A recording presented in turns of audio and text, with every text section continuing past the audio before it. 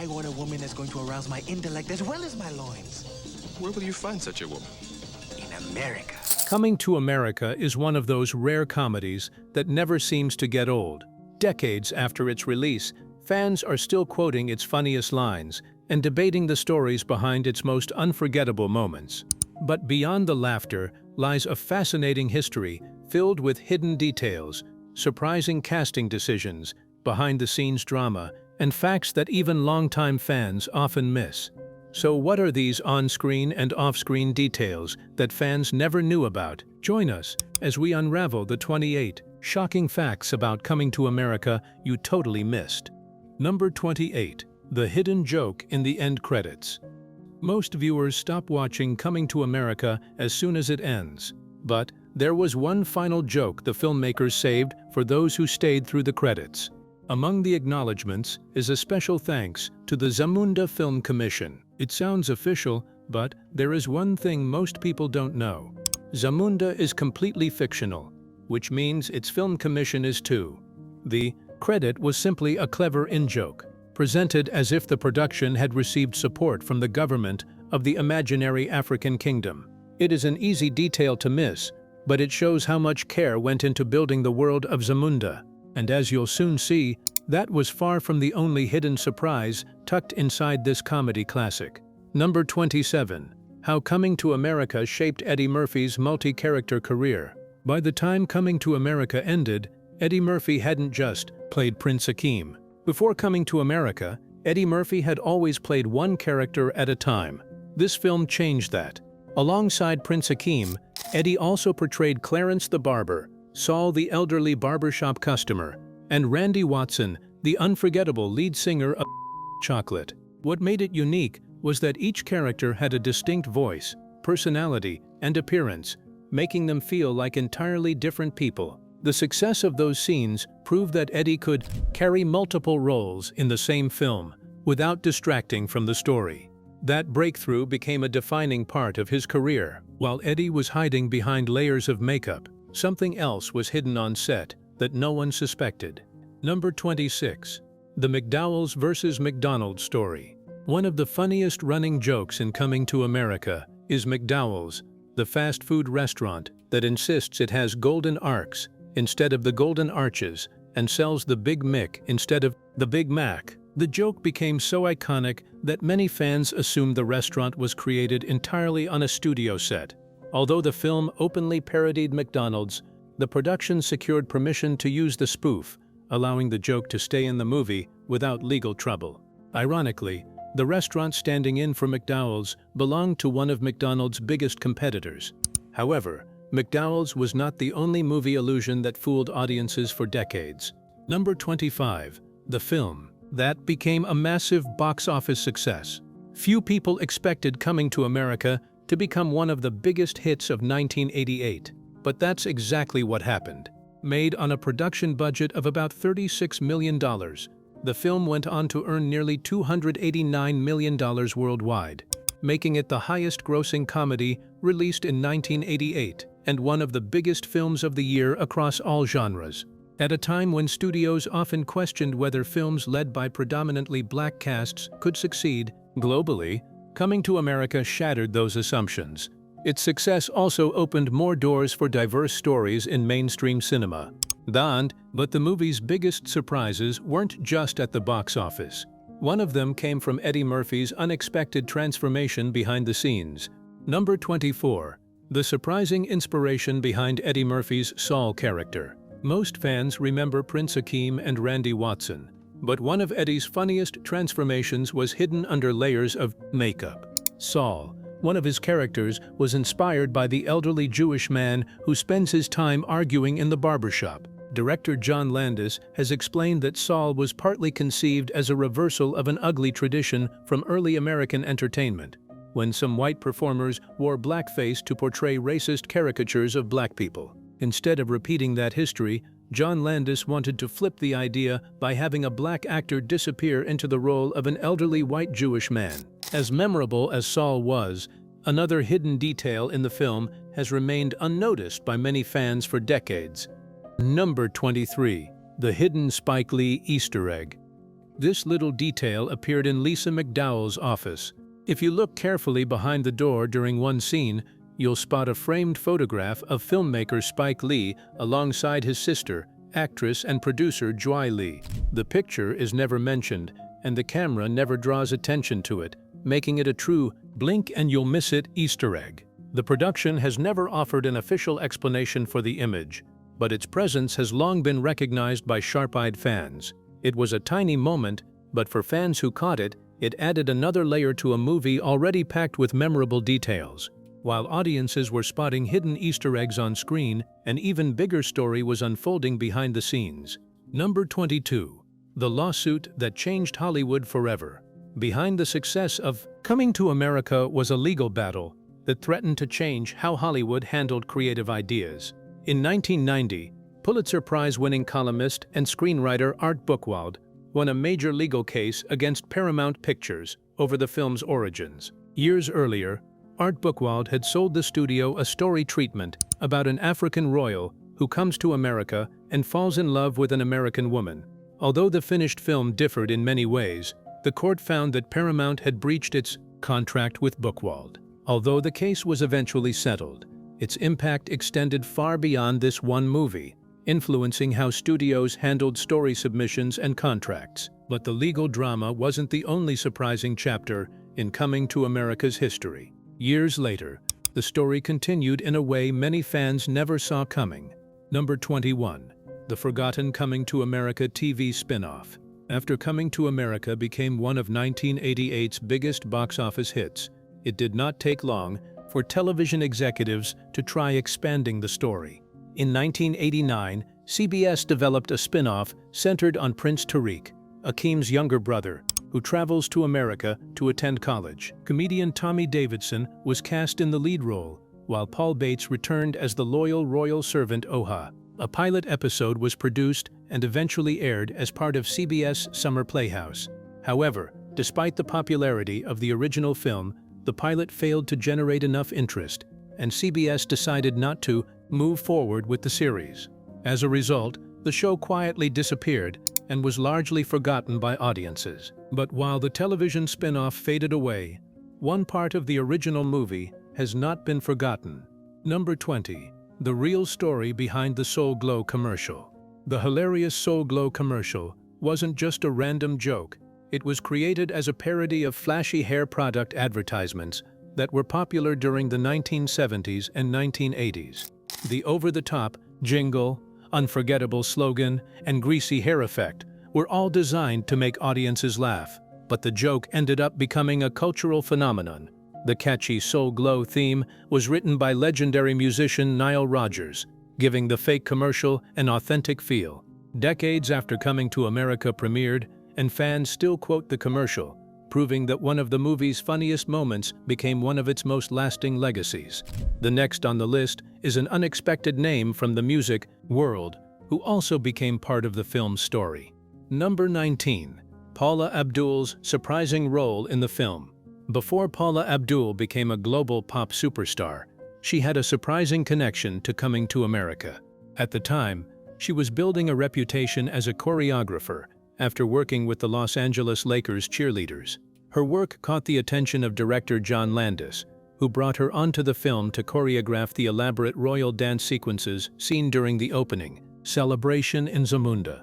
Although Paula was still early in her career, she impressed the production with her creativity and ability to coordinate large groups of performers. Weeks after the movie reached cinemas in 1988, Abdul launched her music career with the hit single Straight Up. Another hidden detail connected Coming to America to an earlier Eddie Murphy classics. Number 18. The Trading Places crossover. One of the smartest Easter eggs in Coming to America is easy to miss unless you've seen Trading Places. Early in the film, Prince Akeem hands a bag full of cash to two homeless men on a New York street. One of them looks inside, turns to the other, and excitedly says, "Mortimer, we're back." Those two men are Randolph and Mortimer Duke, played once again by Ralph Bellamy and Don Ameche. They are the same wealthy brothers Eddie Murphy's character outsmarted in Trading Places 5 years earlier. The next fact takes us behind the scenes where some of the most surprising faces were hidden in plain sight. Number 17.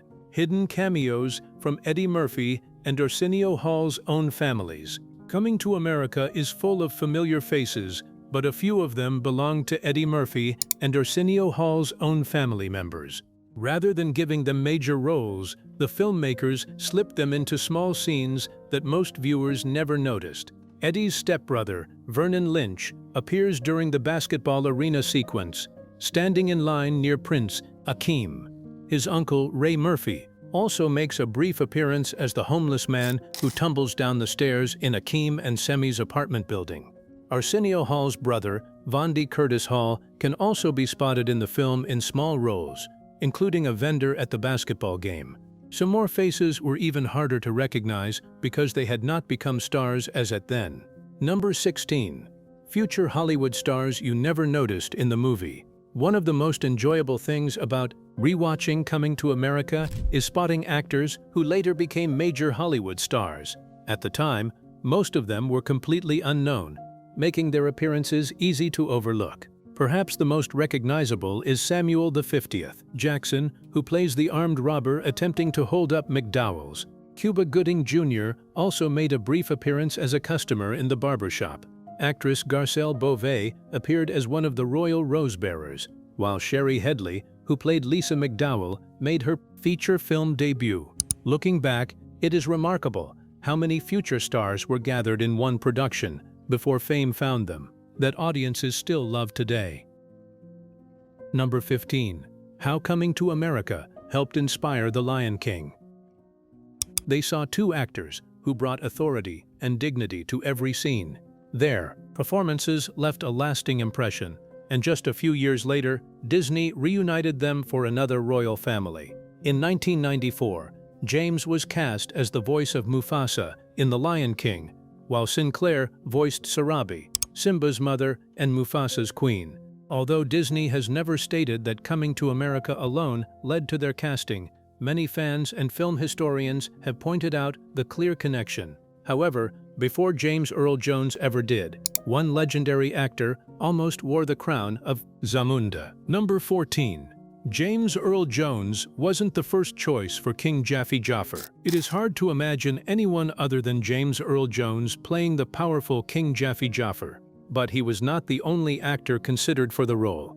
During the early stages of casting, Sean Connery was reportedly discussed as a possible choice. With his commanding screen presence and legendary career, Sean would have brought a very different style to the King of Zamunda. In the end, the role went to James, and it proved to be a perfect match. His deep voice and natural authority gave King Jaffe the balance of strength and humor that made the character unforgettable. The next story involves two global superstars who were rumored to have almost joined the film themselves. Number 13. The Michael Jackson and Prince cameo that never happened. For years, one of the biggest stories surrounding Coming to America has been the claim that Michael Jackson and Prince were once considered for a cameo. According to a long-running Hollywood rumor, the two music icons were discussed for a brief appearance, with some versions even describing it as a dance sequence. The rumors persisted partly because director John Landis had previously worked with Michael Jackson on the groundbreaking Thriller music video, making the idea seem believable. Prince and Michael Jackson were two of the biggest entertainers in the world at the time, so fans have often imagined what such a crossover would have looked like. The next fact, however, revealed a fiction that was projected to be real. Number 12. How Zamunda was brought to life on screen. Even though Zamunda is a fictional African kingdom, the filmmakers wanted it to feel completely believable. Rather than relying on simple backdrops, they combined real locations, large-scale sets, and carefully designed props to create a world that felt rich and authentic. The palace exteriors were built at Big Sky Ranch in California, while the grand opening scenes featuring the royal estate were filmed at the Huntington Library, Art Museum, and Botanical Gardens in San Marino, using live animals to enhance the spectacle. The result was a kingdom that audiences immediately accepted as real. But despite all that effort, the film's most famous American setting was not always where audiences believed it was. Number 11. Why so much of Queens wasn't actually filmed in Queens.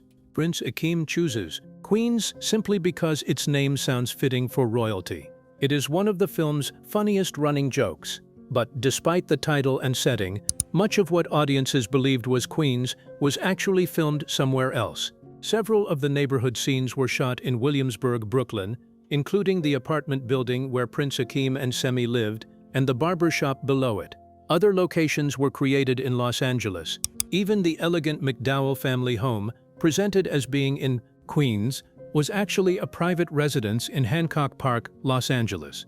Thanks to careful editing and production design, most viewers never realized the truth behind it all. Meanwhile, not everything was fake, as one famous location from the film turned out to be far more real than many fans ever imagined. Number 10. The truth behind McDowell's famous restaurant. McDowell's is one of the most memorable locations in Coming to America.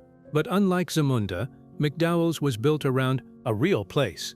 The restaurant used for filming was an operating Wendy's located on Queens Boulevard in Elmhurst, New York. For production, the building was temporarily transformed into McDowell's with custom signs, menus, uniforms, and decorations. Once filming wrapped, it returned to its owner. The next fact is a studio demand that no one expected. Number 9. The studio demand that nearly changed the entire film. Today, Coming to America is celebrated as one of the greatest films with a predominantly black cast. But before production began, the studio reportedly wanted significant changes. Paramount executives questioned whether audiences would embrace a film with a predominantly black cast, and pushed for the inclusion of a recognizable white actor before approving the project. For Eddie Murphy, that demand risked changing the very identity of the film. Rather than compromising its story or characters, he found a solution that satisfied the studio while preserving his original vision. The decision Eddie made to satisfy that demand came with a story of his own. Number 8. Why Louis Anderson was added to the cast. Louis Anderson's role in Coming to America lasts only a few minutes, but his casting was anything but random. Rather than letting the studio choose someone for him, Eddie Murphy personally picked Louis because he respected his talent and believed he was genuinely funny. Eddie later said he wanted someone who could fit naturally into the film instead of feeling like a forced addition. Louis was cast as Maurice, the cheerful McDowell's employee who proudly talks about working his way up to management. Though his screen time was limited, the character became one of the movie's most memorable supporting roles. With the cast finally in place, there was one more crucial decision that would shape the film's future. Number 7. Why Eddie Murphy wanted John Landis as director. Before Coming to America went into production, Eddie Murphy had a clear choice for director. He wanted John Landis, the filmmaker behind Trading Places, the 1983 comedy that helped establish him as one of Hollywood's biggest stars. The two had worked well together, and Eddie believed John understood his fast-paced comedic style better than anyone else. Although the studio reportedly considered other directors, Eddie pushed to reunite with John, and his influence ultimately made it happen. But even with the right director in place, the studio still had one major clash that nearly changed everything. Number 6. The behind-the-scenes feud. Although the movie became a comedy classic, the production was not without tension. Behind the scenes, Eddie Murphy and director John Landis had several creative disagreements throughout filming. Their relationship had already been strained after working together on Trading Places, and those differences resurfaced during production. John later said Eddie had changed after becoming one of Hollywood's biggest stars, and described him as less approachable than he had been years earlier. In later interviews, John acknowledged that, regardless of their disagreements, the finished film spoke for itself. Ironically, the tension behind the camera never appeared on screen, where everything seemed effortless. Thankfully, the behind-the-scenes feud never overshadowed the performances. Number 5. Arsenio Hall's incredible hidden performances. Most fans recognize Arsenio Hall as Semi, but he quietly disappeared into several other unforgettable characters. With the help of legendary makeup artist Rick Baker, Arsenio played the role of the energetic Reverend Brown, the nightclub girl, the barber Morris, and the woman who tested Prince Akeem during his search for a wife. The prosthetics and costumes were so convincing that many viewers never realized the same actor was behind all those performances. Arsenio also had to switch accents and body language for each character, making every role feel like a different person. The performances from the cast were impressive, but the makeup, by a legendary artist, made the illusion complete. Number 4. The Oscar-nominated makeup that fooled everyone. One of the greatest achievements in Coming to America was its extraordinary makeup, which convinced millions of viewers that the film featured far more actors than it actually did. Legendary makeup artist Rick Baker spent hours transforming Eddie Murphy and Arsenio Hall into completely different people. The remarkable work earned Coming to America an Academy Award nomination for Best Makeup, a rare achievement for a comedy at the time. While all of that was happening, some of the funniest parts of the movie happened right in a scene no one expected. Number 3. The barbershop scenes. It's hard to imagine Coming to America without the hilarious barbershop scenes, but nobody expected those moments to become so iconic. Once Eddie Murphy and Arsenio Hall transformed into the outspoken barbers, their sharp jokes and chemistry stole every scene they appeared in. Audiences couldn't get enough of their hilarious debates, and many of the movie's most quoted lines came from that tiny neighborhood barbershop. But before any of those iconic scenes existed, Eddie had already planted the idea in one unexpected joke. Number 2. The stand-up joke that started it all. During his comedy performances in the early 1980s, Eddie joked about an African prince traveling to America in search of true love instead of marrying someone chosen for him. While the story evolved during development, the idea remained the same: a wealthy prince determined to find someone who would love him for who he was, not for his title or fortune. The joke gave birth to a classic, but what happened after its success is just as surprising. Number 1. The refusal to make a sequel for over 30 years. Then 3 decades, fans kept asking Eddie Murphy the same question: when is Coming to America getting a sequel? His answer was usually the same. He believed the original film had told a complete story and saw no reason to continue it simply because it had been a huge success. He repeatedly turned down the idea, saying he never wanted to make a sequel, and he was happy with it like that. It wasn't until years later, after a fresh story was developed and many of the original cast members were willing to return, that he changed his mind. That decision eventually led to Coming to America, released in 2021. Now for when Shabub, Jen and Nori find the scenes fact surprised you the most. Do you think Eddie Murphy was right to wait more than 30 years before making Coming to America, or should he have left the original untouched? Share your thoughts with us in the comment section. Remember to like, share and subscribe for more. Also, click the next video showing on your screen. You will enjoy it.